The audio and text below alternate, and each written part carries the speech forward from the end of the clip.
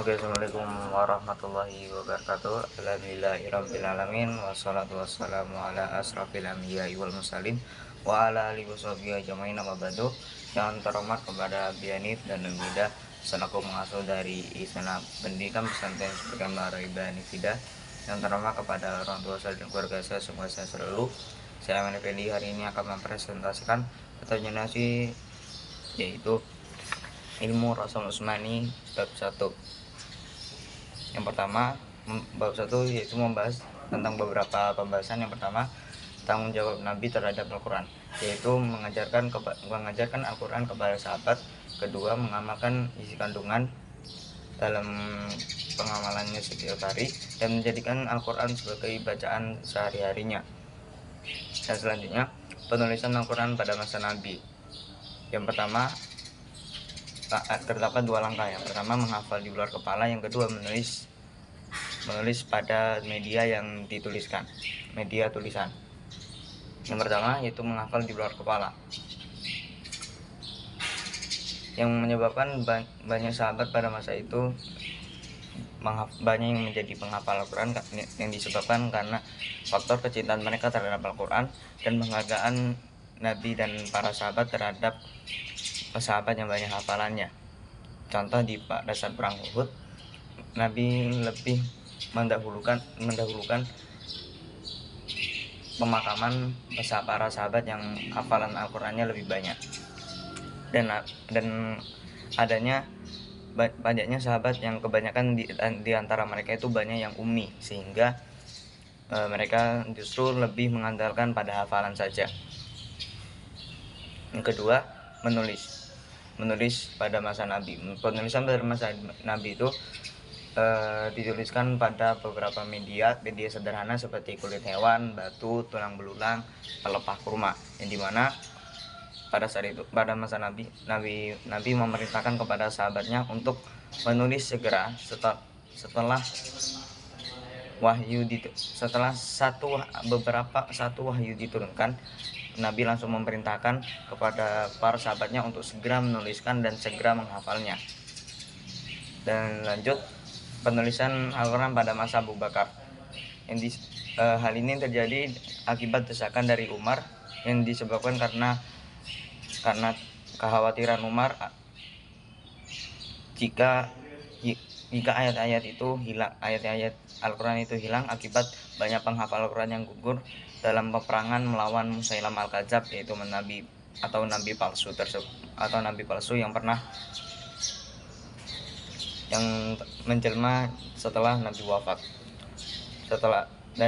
Awalnya Abu Bakar enggan dengan desakan Umar tersebut, namun karena terjadinya hal faktor-faktor ini, maka Abu Bakar memerintahkan Zaid bin Thabit untuk mengumpulkan Al-Quran yang telah ditulis di pelepah kurma, kulit hewan, dan batu belulang tadi,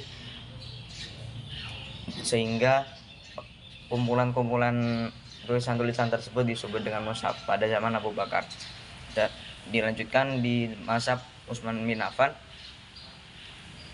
Yang menjadi faktor utamanya adalah adanya perbedaan cara baca ataupun baca Al-Quran dari para sahabat, yang dimana beberapa di antara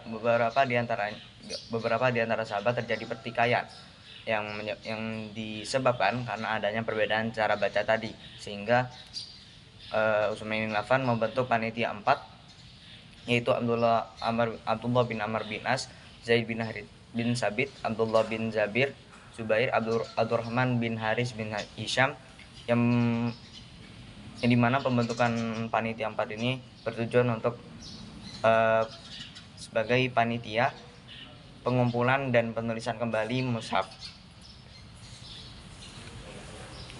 Lanjut, jumlah mushaf yang ditulis di masa Utsman itu sebenarnya 4.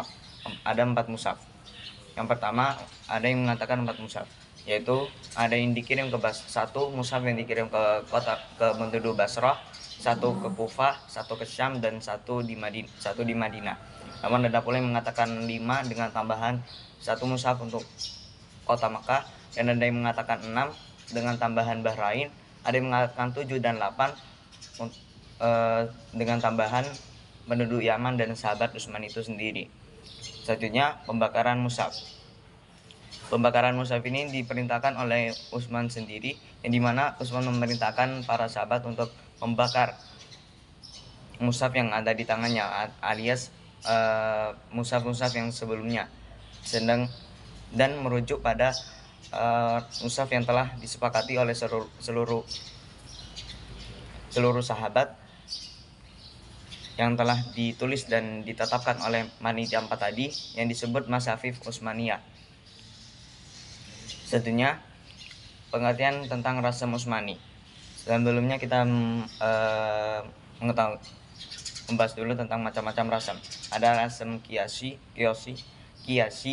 ada rasam arudi, dan rasam Utsmani. Rasam Utsmani.